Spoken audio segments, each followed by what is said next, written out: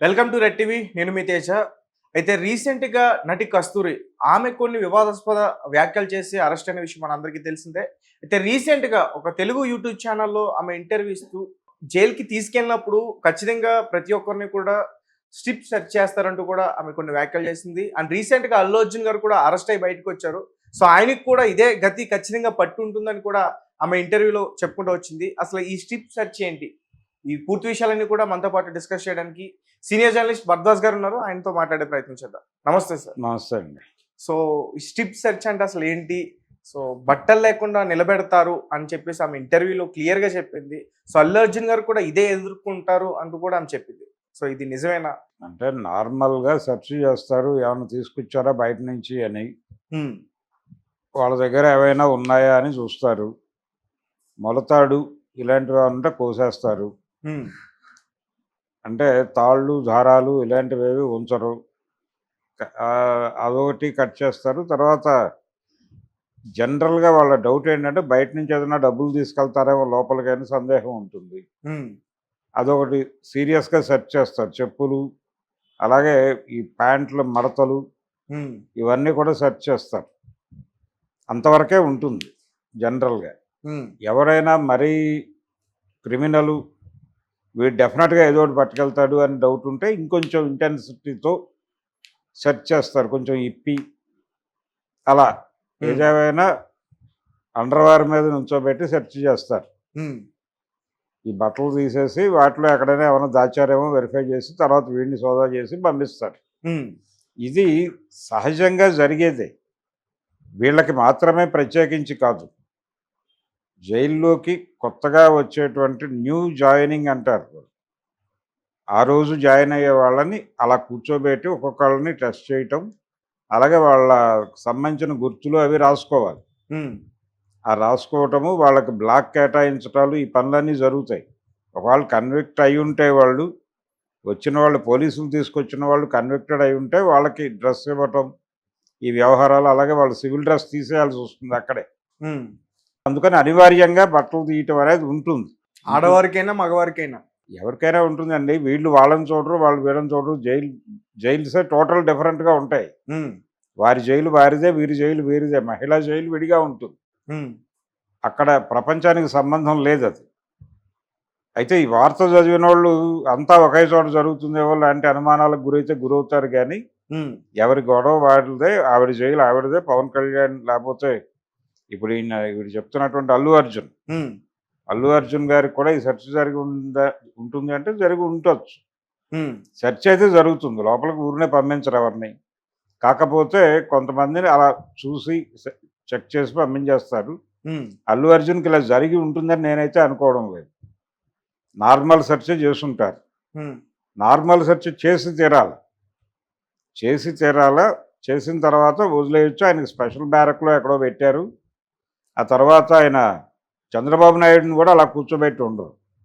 ఆవిడ బహుశా మర్చిపోయి ఉంటుంది చంద్రబాబు పేరు చెప్పడం. హ్మ్. ఆయన కూడా ఈ మధ్య జైలుకెళ్ళొచ్చాడు. ఓకే. చంద్రబాబు గారు 52 రోజులు ఉండొచ్చాడు లోపల. హ్మ్. కాబట్టి ఆయనకు కూడా అనుభవం ఉంది. వారిని కూడా అలా నన్ను అండర్‌వేర్ మీద కూర్చోబెట్టారని ఎక్కడ ఆయన మాట్లాడలే. కాబట్టి జనరల్ ప్రిజనర్స్‌ని అలా కూర్చోబెడతారు. ఫైల్ అంటారు అది. అలా ఫైల్ కూర్చోవాలి. ఈ ఫైల్‌ని వెరిఫై చేసి పంపించేస్తారు. హ్మ్. అక్కడ ఇంకెవరు ఉండరు. ఒక పెద్ద హాల్ లాగా ఉంటుంది. ఆ హాల్‌లో జరుగుతుంది ఈ హ్మ్. ప్రొసీజర్. ప్రతి జైల్లోనూ ఉంటుంది. అనివార్యం. మర్మావయవాల్లో డబ్బులు తోసుకుని వచ్చారేమో అని అనుమానం వచ్చి అక్కడ ఆ ఏరియాలోకి వెళ్ళి వెరిఫై చేసిన చరిత్రలు కూడా ఉన్నాయి. హ్మ్. అలాగే ప్రైవేట్ ప్లేసెస్‌లో గూడా సెర్చ్ జేశారు. చేస్తారు. హ్మ్. అలాగే బయట నుంచి గంజాయి ఇలాంటివి ఏమైనా తీసుకొస్తున్నారేమో అని కూడా చెక్ చేస్తారు. హ్మ్. వీటితో పాటు ఈ నక్సలైట్ ఖైదీలు ఇలాంటి వాళ్ళు వచ్చేటప్పుడు వాళ్ళని ఎందుకు సీరియస్‌గా సెర్చ్ చేస్తారంటే వాళ్ళు ఏదైనా బయట నుంచి లెటర్స్ పట్టుకొస్తున్నారేమో అని. అంటే లోపల వాళ్ళ కోసం వీళ్ళు కోర్టు దగ్గర లాయర్స్ వీళ్ళు కలుస్తారు వీళ్ళు.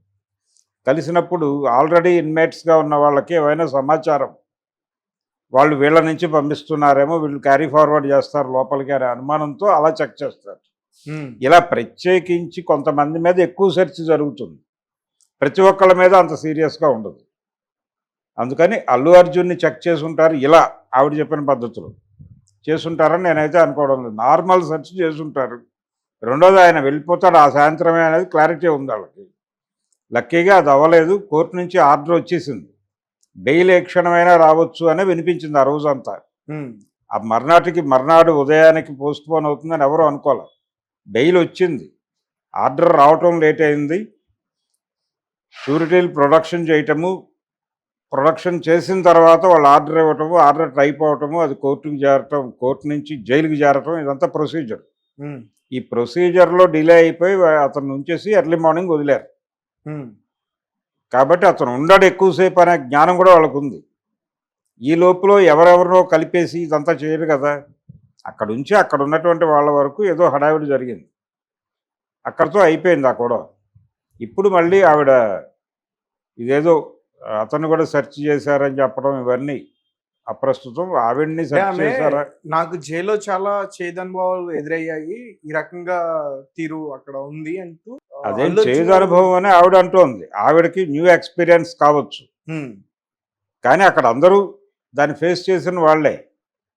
అది జనరల్ ప్రొసీజరల్ ప్రోగ్రాంలో భాగంగా అంటారు వాళ్ళు. అంటే బట్టలు విప్పి న్యూడ్గా కూర్చోబెట్టారని చెప్పేసి చెప్పాలనే ప్రయత్నం చేసింది ఆమె. అలా ఏముండదండి. నార్మల్గా ఆడవాళ్ళే వచ్చి చెక్ చేస్తారు. ఇప్పుడు సినిమా థియేటర్కి వెళ్ళారు, ఆడవాళ్ళు చెక్ చేయడానికి పక్కకు పంపిస్తున్నారుగా.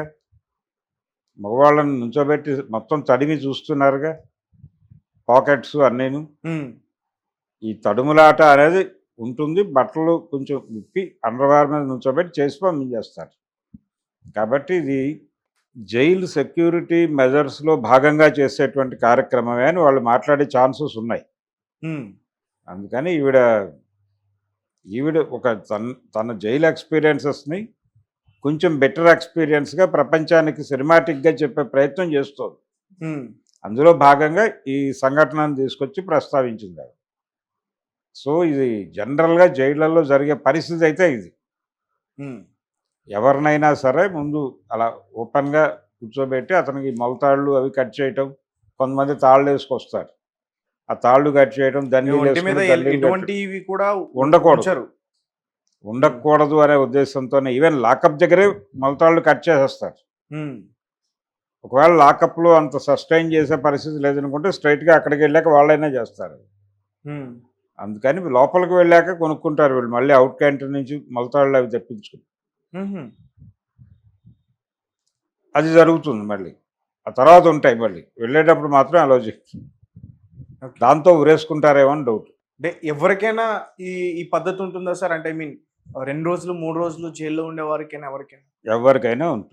ఎవరికైనా ఉంటుంది. జనరల్ ప్రొసీజర్ ప్రకారమే ఆ రోజు ఆయన కూడా హాస్పిటల్కి తీసుకెళ్ళి అన్ని జబ్బులు, అన్ని ట్రీట్మెంట్లు, ఆయన ఏమేమి ట్రీట్మెంట్లు తీసుకున్నాడు, ఏ అనారోగ్యం ఉంది ఆయనకి, ఇవన్నీ కనుక్కోవడంతో పాటు అన్ని రకాల టెస్టులు చేసి ఆ టెస్ట్ రిపోర్ట్లన్నీ దగ్గర పెట్టుకునే లోపలికి పంపించారు ఆయన ఆ రోజు.